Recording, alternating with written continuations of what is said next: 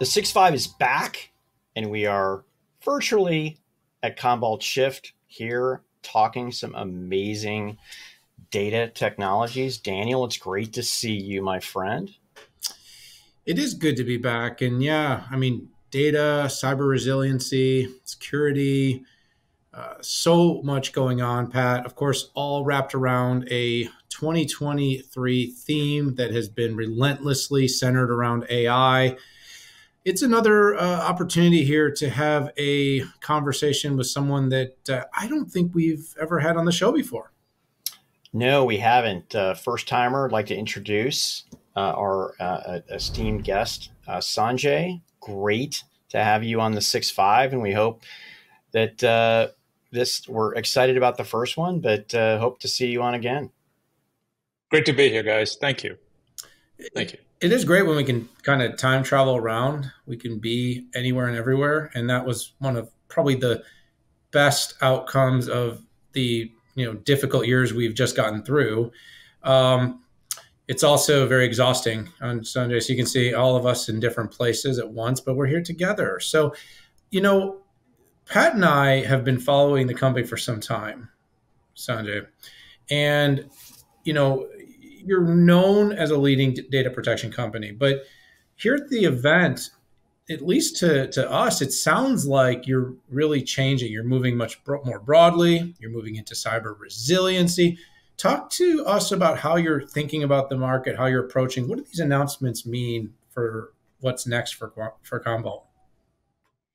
That's exactly it. Commvault's been in the business for 27 years, and what we've done over these years is protect our customers' mission critical data. So we've kept ourselves very true to our purpose, and protection of data over the years has meant different things. Today, it's all about cyber threats, but we still have data centers, getting flooded or getting wiped out in a hurricane, or bad things happening in natural ways, or insider issues and threats.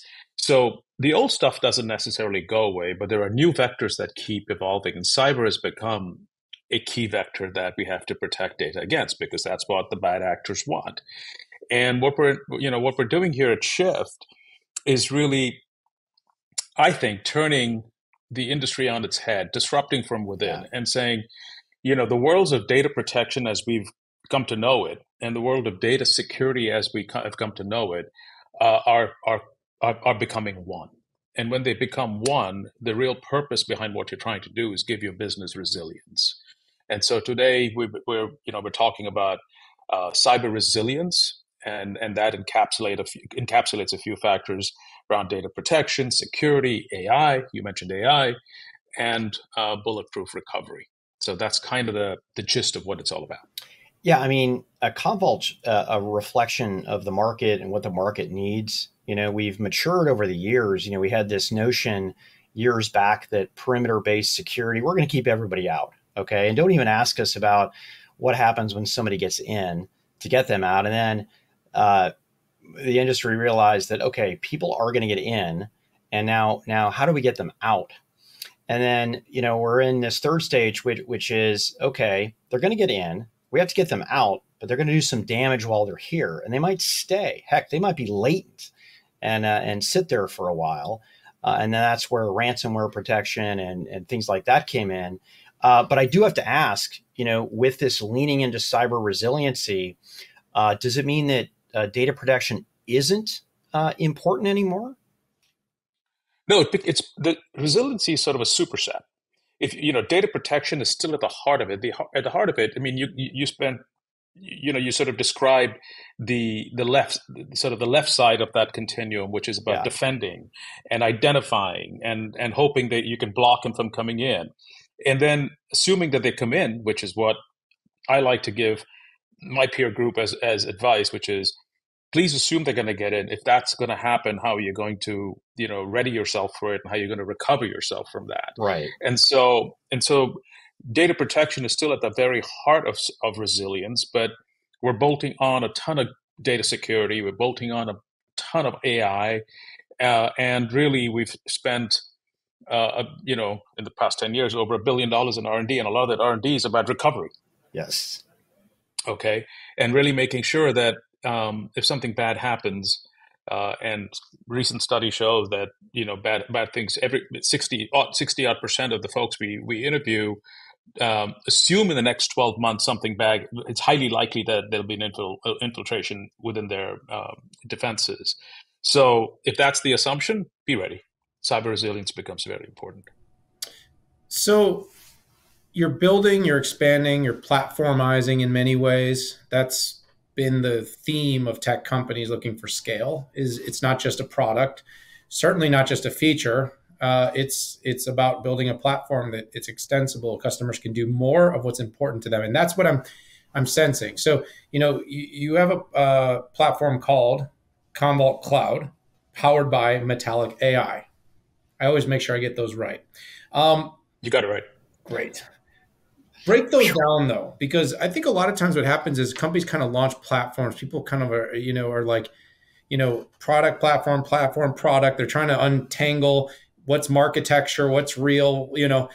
Break these apart really quickly. Kind of explain, how it's a platform, how it relates to SaaS, and kind of what the vision is of platformizing the Commvault portfolio. Your question is, what makes it a platform? What happened to Metallic, the SaaS capabilities? How do these things come together? And that's a great question. I'm going to detangle it by starting with Metallic. We disrupted ourselves 4 years ago by building Metallic. We said, we know how to do data protection. We know how we're the leaders in it. Can we do it better? And the world is moving to SaaS. Can we build a great new capability and a great new experience? And we almost created a startup inside of the company, funded it, ran it like a startup. We got Metallic. And for the past 4 years, Metallic has become, has been at the forefront of customers moving their workloads to the hybrid cloud. Okay, it was written ground up. It was a brand new SaaS platform. We've taken that and put it in the forefront of security. So our security capabilities, your immutability, your copies of your data that you want in a catastrophic situation, are protected and served up by Metallic. And we've learned so much being a SaaS platform in the past 4 years as customers. We have over 4,000 customers. It's one of the fastest growing infrastructure products in the history of infrastructure products.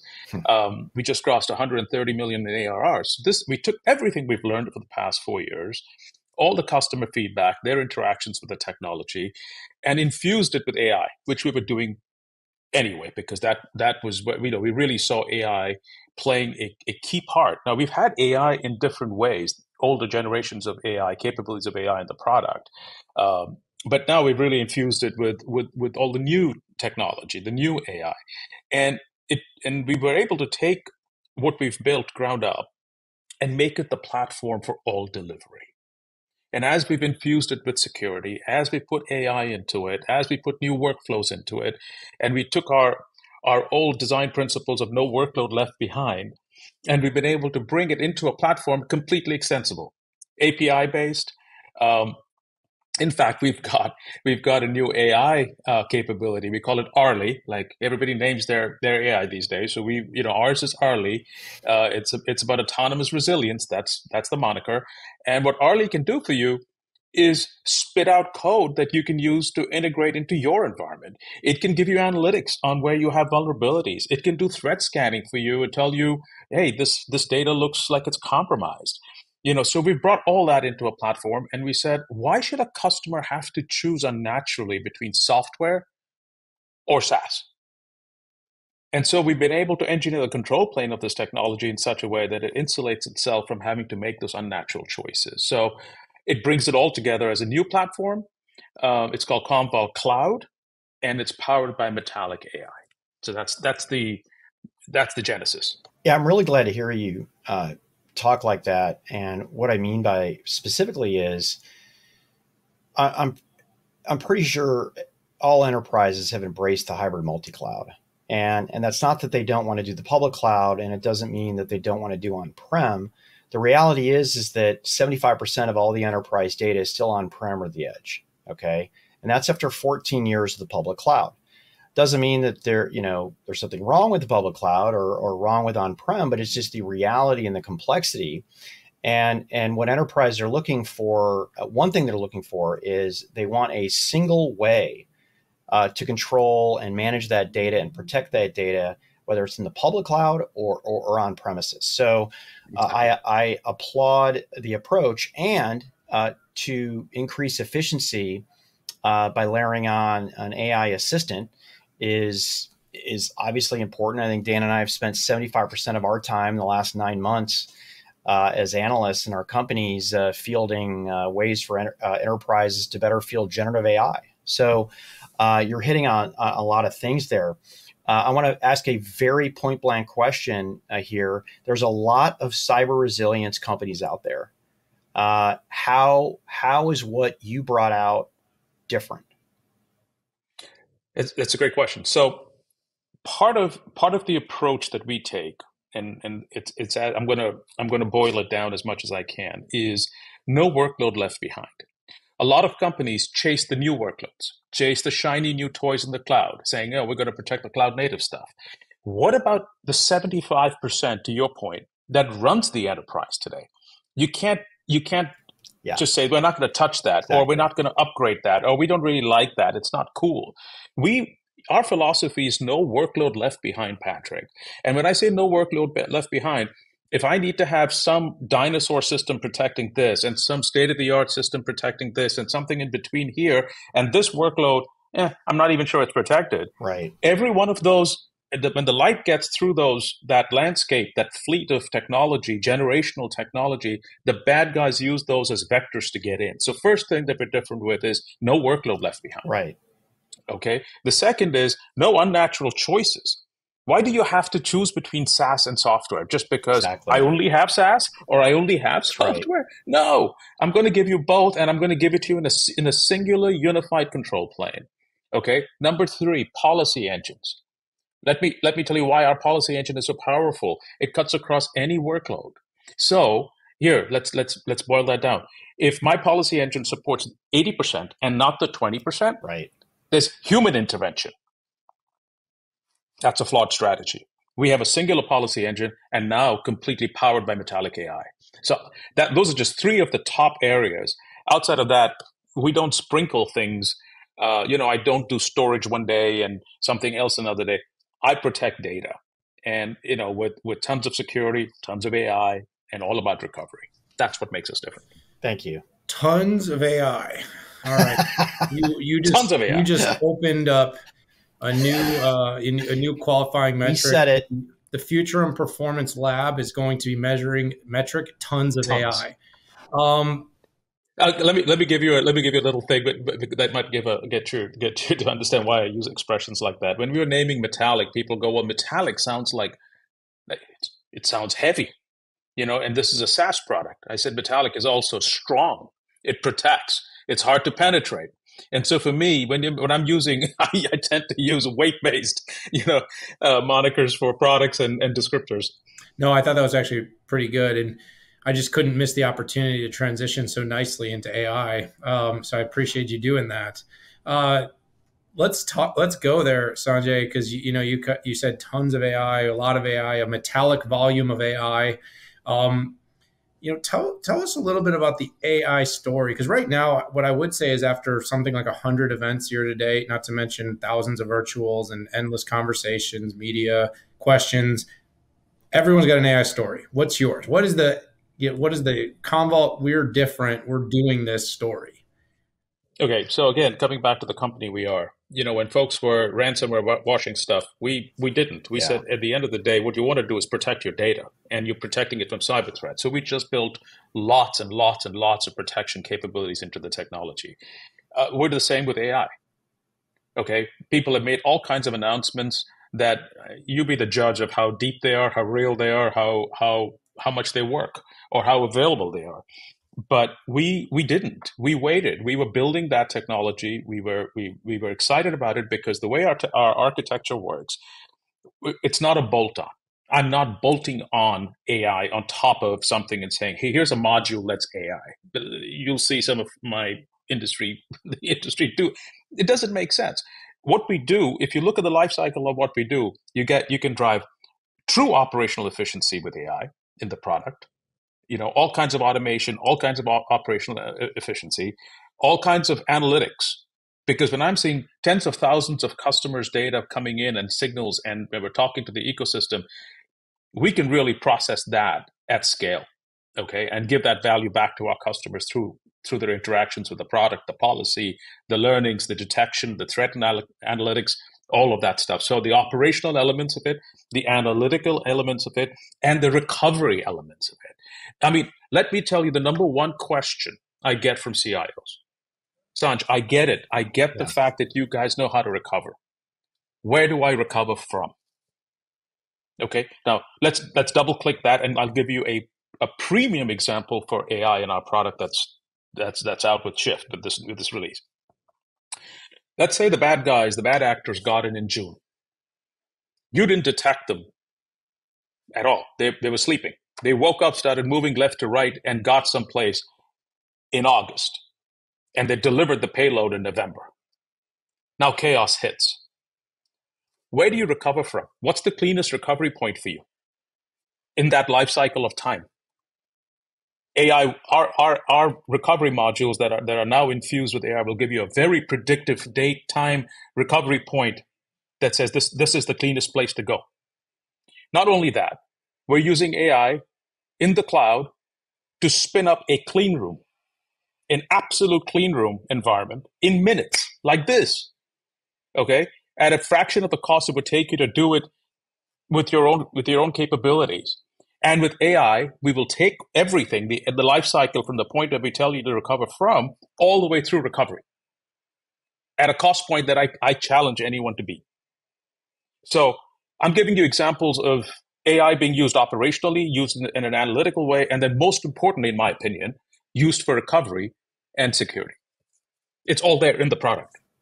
So Sanjay, doing what you've done for so long, one thing I've noticed, and it's funny, I go to so many trade shows, and invariably I'll run across at one of your partners' trade shows, Commvault, right? You have anywhere from infrastructure providers to CSPs to solution providers, all over the gambit. And you're re-upping with this announcement here at Shift with partners. Can you talk about your integration strategy, partnership strategy, maybe in the context of the new offerings here with Commvault Cloud with Metallic AI? Absolutely. So our philosophy has always been that you're backing something up to someplace. Okay, it's never that I'm just operating on my own. So, and because of our decoupled architecture, we can run on a multitude of servers. We can back up a multitude of workloads, and we can write to everything. So if I'm backing up an Oracle application, I need to understand the Oracle application so I can bring back state when I restore it. And so for us to partner, we have to first engineer very deeply. And that means we have to sit together and make sure that we're building a better integration, a real integration with real edge, so that when customers deploy our technology, all they do is tweak it to their environment. They don't have to go build the technology. That's our responsibility. And I think we've done well because of that. A big part of it is because of that. And now with Commvault Cloud, if you take that same philosophy and you say the continuum that you brought up earlier, Patrick, which says you go from writing from identifying and defending and all of that life cycle all the way to recovery. And if we think those worlds are coming together, I don't do those things. That's not what I do, but I talk to those things and they talk to us. And it's important for us to make sure that if the SIM or the source sees something, we bring it into our analytics and we make sure that is that data that we're backing up clean, not clean, quarantinable? What should we be doing with this? And so that the integrations now are in the world of security. You'll see a ton of, I'm using that word again. Mm-hmm. You're going to see a lot of security-based integrations that are real, that are very important, AI-based.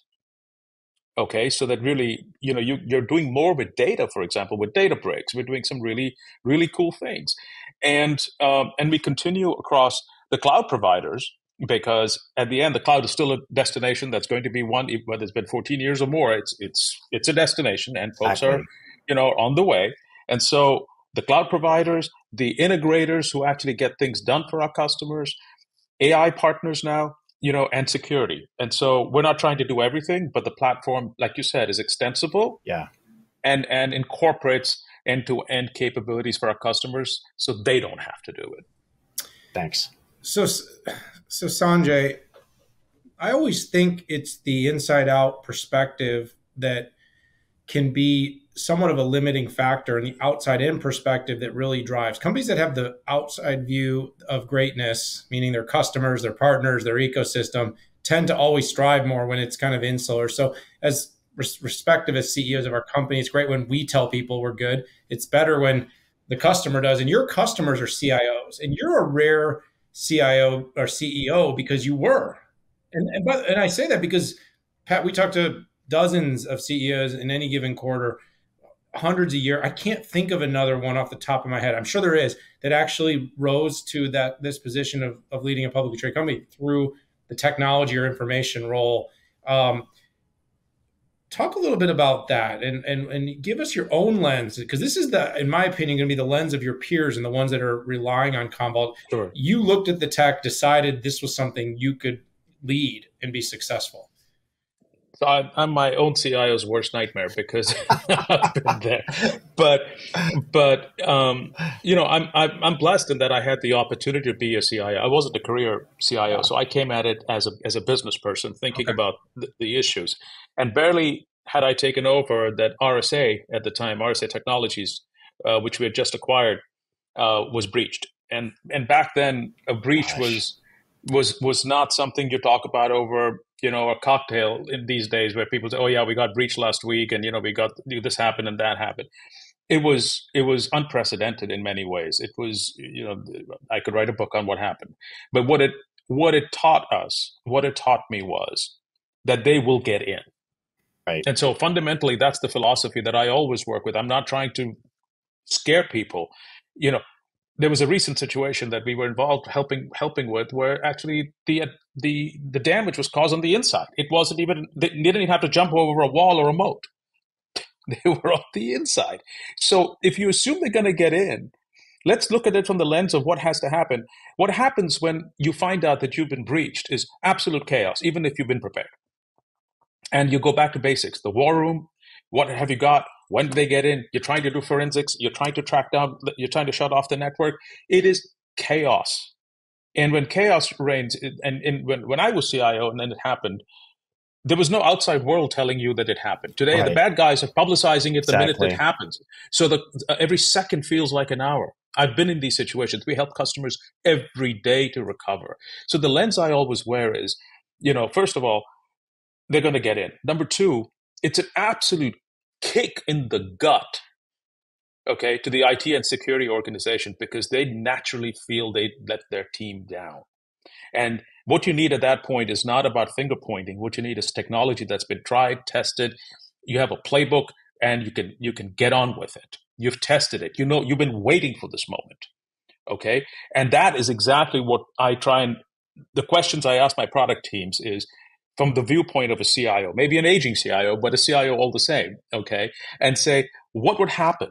How would this help the CIO answer the questions? How does this accelerate the time to recovery?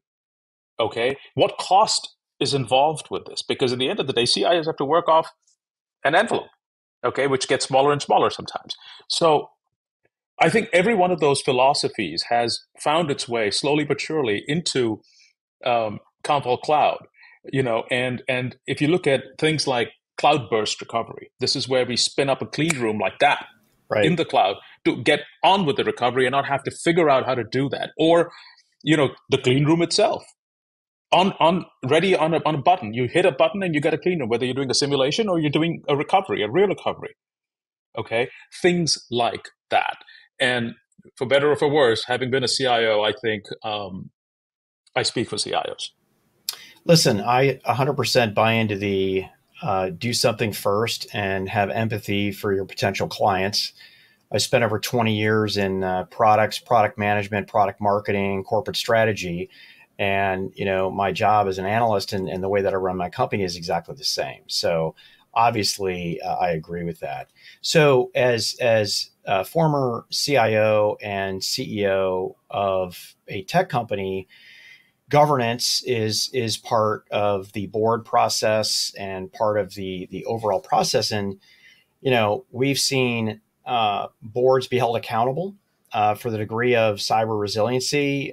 We saw a recent CISO get charged recently as well.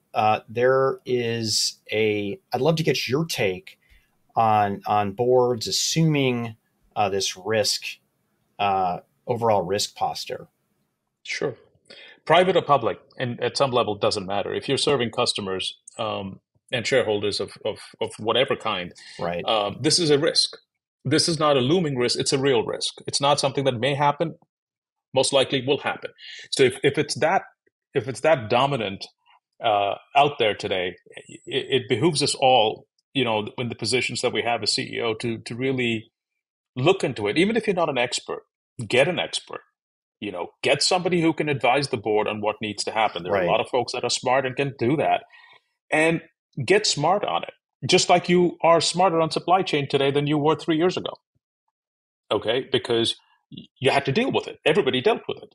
Now I'm saying my point of view is, whether the SEC mandates it or your own board mandates it, have a board member that's a lead on cyber issues. Make sure you're holding the management team accountable for cyber issues. Look at their test plans. Look at their run books. And look at technology like ours to say, how much automation do you have? How much AI are you using to make it foolproof? These questions need to be asked. And you don't have to be an expert, but you have to have that lens of governance and making sure that you're asking the hard questions of the team to make sure they're thinking it through. Makes it a board discussion, doesn't it? 100%. Yeah, I've been saying this for a while. The conversations have gone across a continuum, Sanjay, over some period of time, with some companies kind of trying to figure out at the the board CEO level, how do we minimize IT expense, right?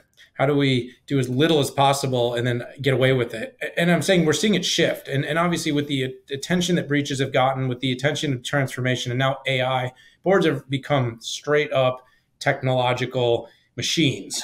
They realize that these companies cannot compete and we cannot govern if they don't lead on technology and they don't keep customers' data safe, private, and secure. You've touched on a lot of that here. We've only got about a minute left. I just want to make an observation and maybe get a comment from you. It seems to me like the Commvault that most people, it feels like this is a not your mother's Commvault moment. It's not your father's, Are you kind of ushering in a new era and looking to be seen in a new look?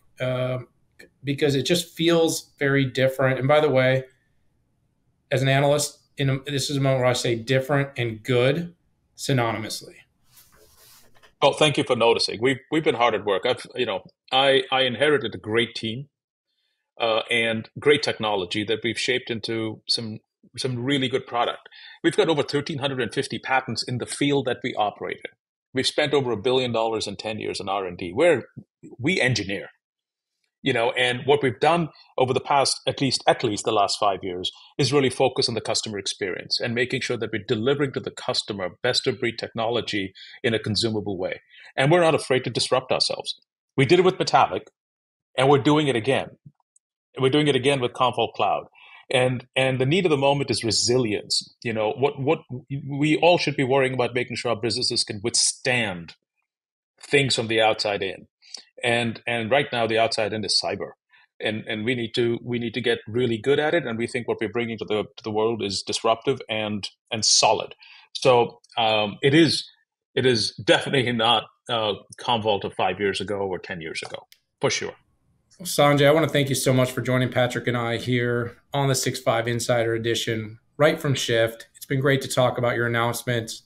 I'm excited to continue to follow. I can say this on behalf of both Patrick and myself. We love to see innovation. We love to see how it creates more competition. More competition then brings more innovation. And as analysts, that's really all we can hope for. But best of luck. Best of luck with the event. Keep going. And we look forward to having you back again soon. Thank you both. Thank you both. All right, everybody, hit that subscribe button. Join Patrick and I for all our coverage here on the 6.5. For this episode, it's time to say goodbye. We'll see y'all later.